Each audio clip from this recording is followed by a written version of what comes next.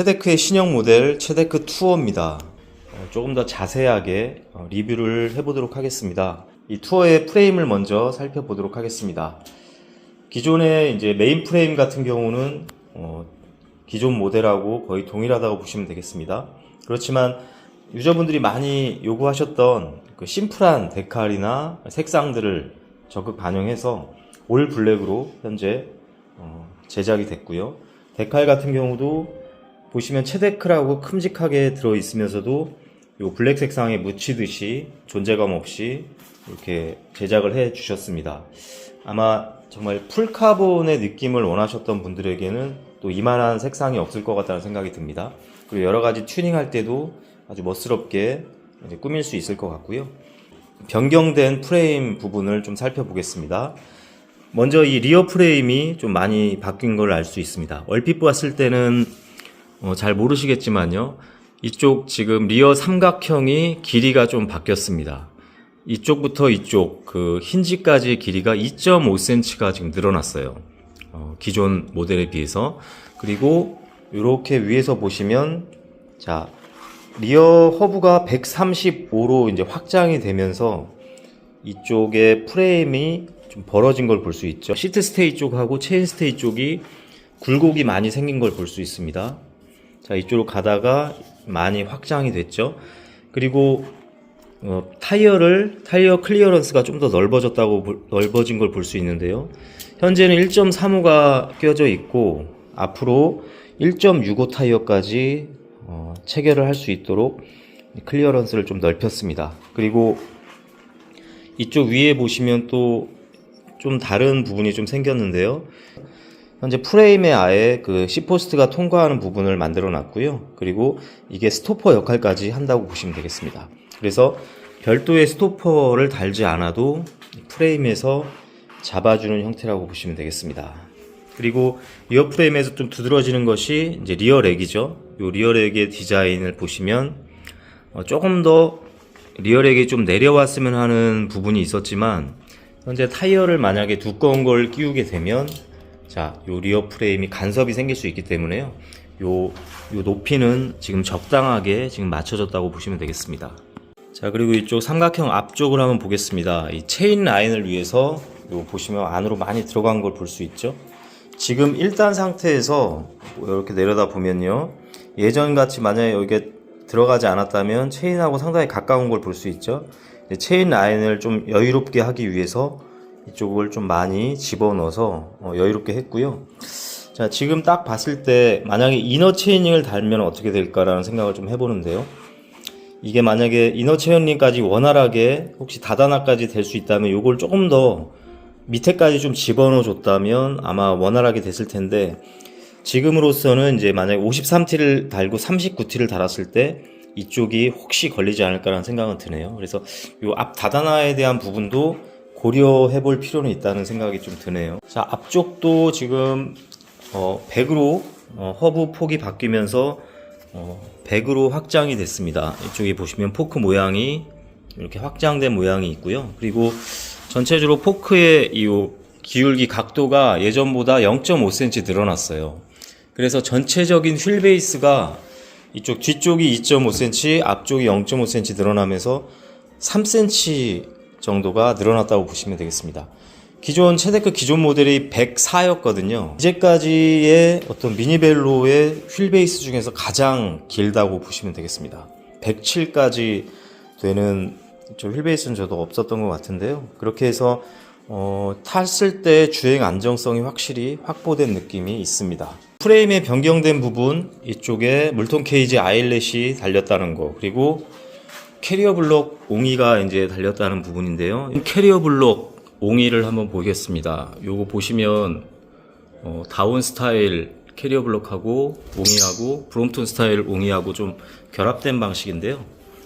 가령 이쪽 길이 같은 경우는 4.5 정도, 4.5cm 정도로 다운이나 피콜로 등의 그 옹이랑 거의 비슷하고요.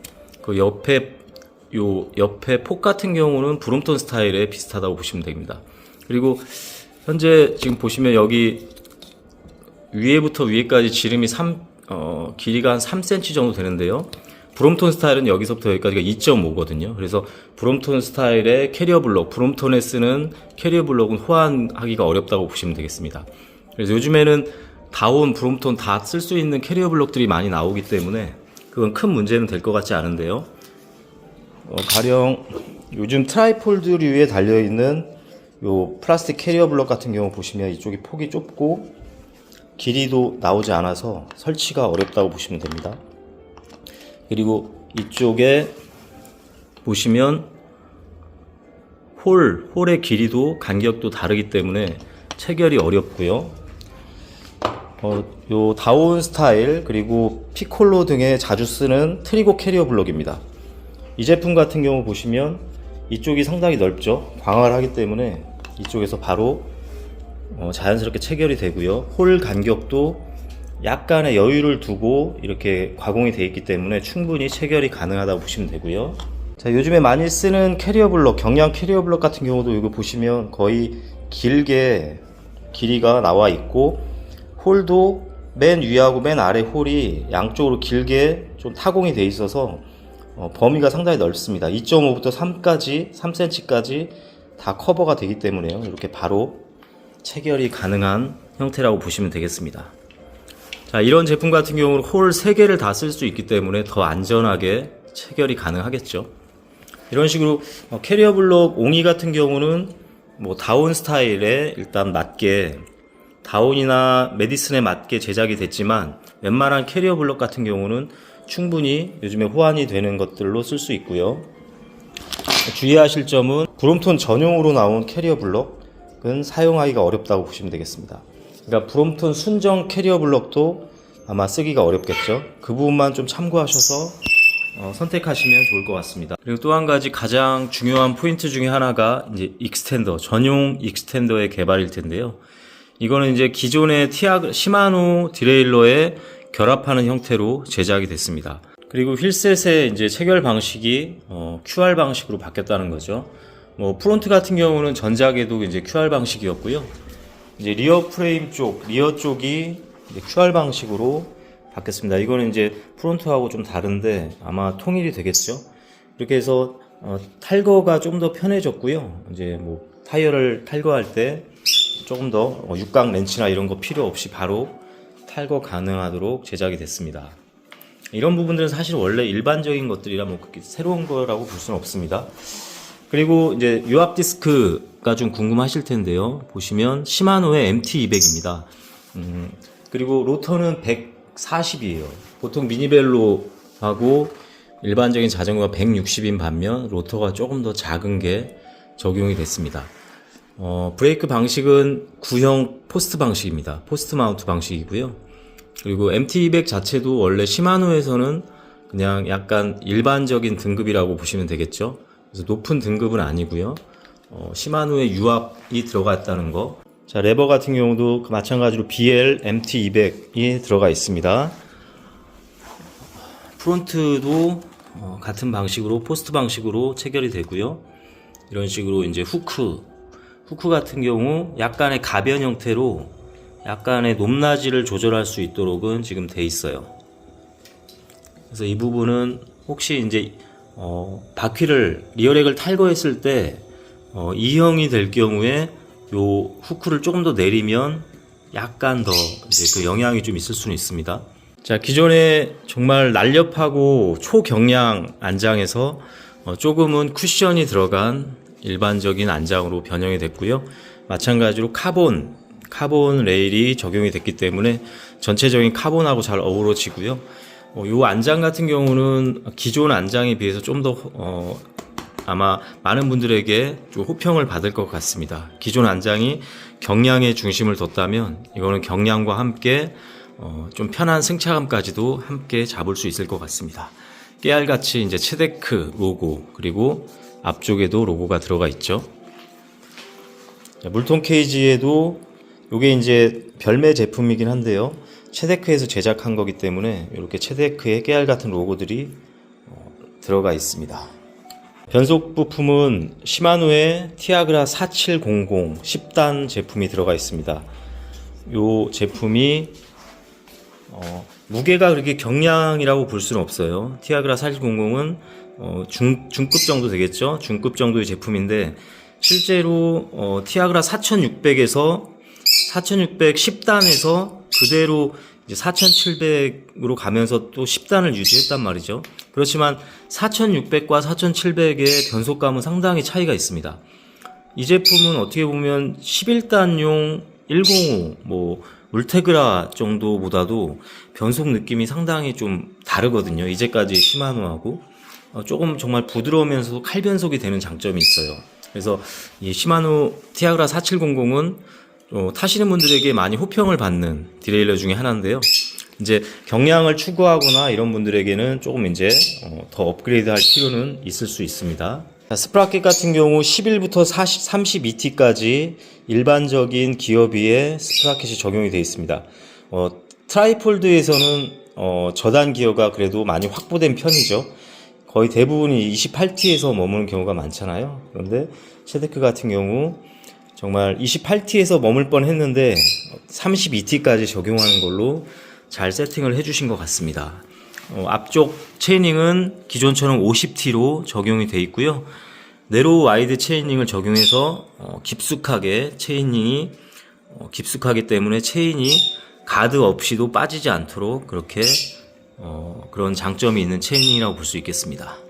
자, 이 리어렉 같은 경우 이제 탈거하는 모습도 잠깐 한번 보여드리겠습니다. 자, 리어렉 같은 경우 정말 체결이 간편하다고 보실 수 있는데요. 이쪽에 보시면 이렇게 끼워주고 그 다음에 이쪽 볼트를 체결하면 되는 상태입니다. 이때는 이쪽에 있는 스페이서를 좀 빼주셔도 되고 또 넣어주셔서 좀 더 넓게 하셔도 상관은 없겠죠.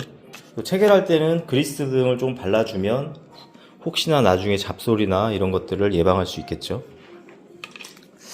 리어렉 자체가 워낙 가볍습니다. 자, 리어렉의 무게 보시면 230g입니다.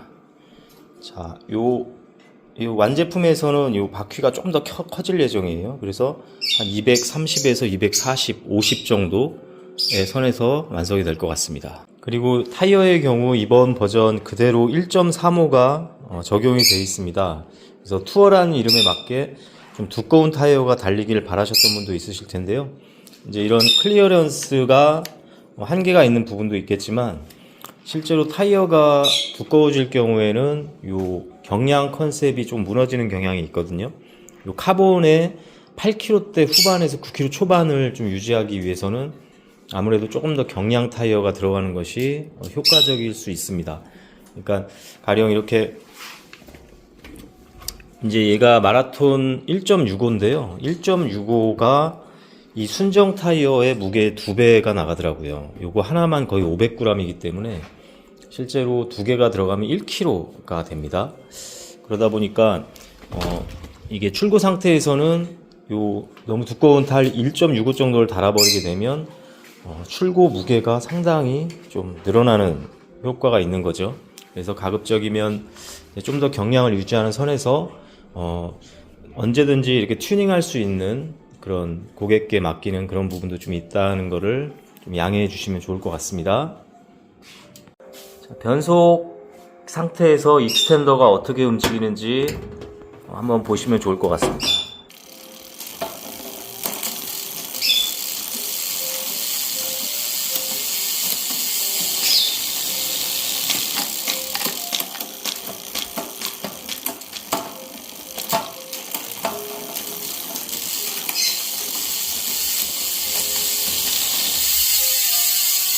자, 보시면 1단 상태에서 이제 익스텐더 위치를 보시면 이 32T를 구현하기 위해서 참 꽤 많이 어려움이 있으셨을 것 같다는 생각이 들죠.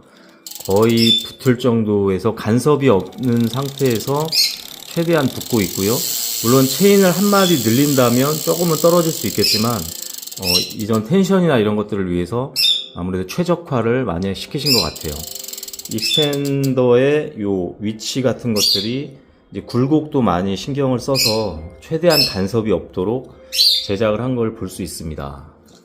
현재 10단에서의 이제 폴딩 했을 때의 모습입니다. 텐셔너 보시면 짱짱하게 잘 서는 걸 볼 수 있죠.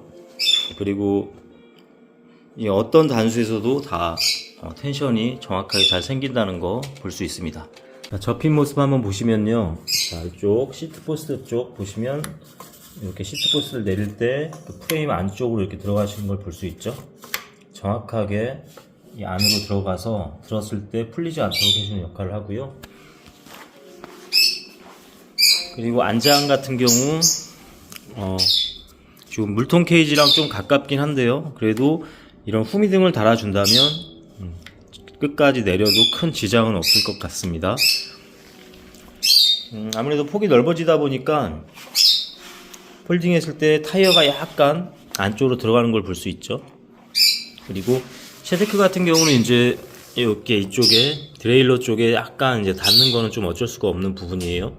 그렇다고 해서 변속이 틀어지거나 뭐 림이 까지거나 이런 부분은 없다고 보시면 되겠습니다. 이렇게 접었을 때의 완폴딩 상태에서의 모양도 한번 보시면 좋겠습니다. 위쪽이 살짝 드는 경향은 있죠. 가장 좋은 건 이런 식으로 좀 수평이 유지되면 좋겠지만 그래도 많은 부분이 좀 개선이 돼서 이게 보기 싫을 정도의 폴딩 모습은 아니고요. 가령 이제 어떤 분들은 끌바를 위해서 이지위를 좀 큰 걸로 교체하시기도 하잖아요. 자, 이지위를 좀 더 큰 걸로 교체할 경우에는 조금 더 이렇게 들리겠죠, 뒤쪽이. 그렇게 되면 폴딩 모습이 약간 더 수평에 가까워질 수도 있겠습니다. 자, 폴딩 했을 때 들었을 때 전혀 유격이 없을 정도로 딱 이렇게 맞아 떨어지는 걸 볼 수 있네요.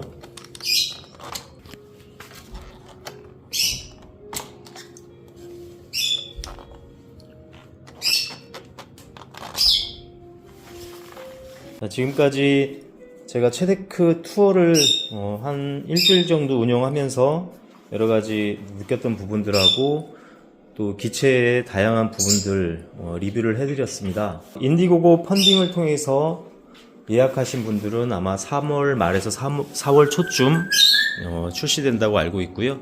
그 이후에 총 10대 정도 사전 예약으로 진행하신 분들은 인디고고 펀딩이 끝난 후에 바로 4월 중순 정도에 아마 출고가 가능할 것 같습니다.